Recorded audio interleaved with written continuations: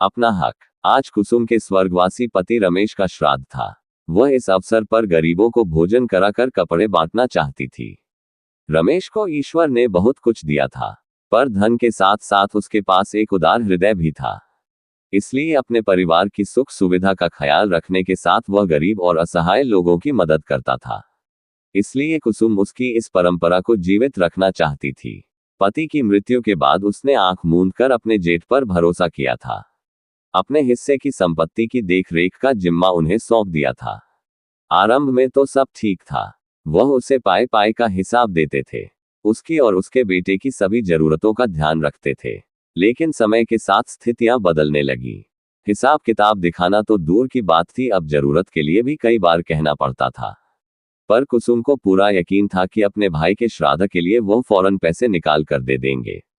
पर आज तो हद हो गई थी।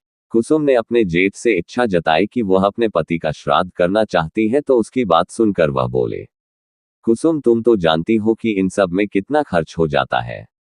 मुझ पर पहले ही तुम्हारा और तुम्हारे बेटे का बोझ है। मेरे लिए कठिन होगा। कुसुम सन रह गई। वह उनसे खैरात नहीं बल्कि अपना ही हक मांग रही थी। उसके जेठ ने कितनी बेशर्मी से मना कर दिया। उसे अपने पति की कही बात याद आने लगी।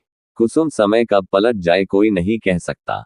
मैं तो कहता हूं कि तुम बाहर की दुनिया की भी जानकारी रखो ताकि मुश्किल समय में किसी पर आश्रित ना होना पड़े। कुसुम के मन में अपने स्वर्गीय पति की यह सीख गूंज उठी।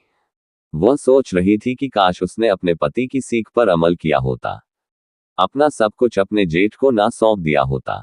उसने तय किया कि अब वह अपने पति की आत्मा की शांति के लिए अपने पैरों पर खड़ी होगी। जो उसका है उसे हासिल कर अपने पति का श्राद्ध करेगी।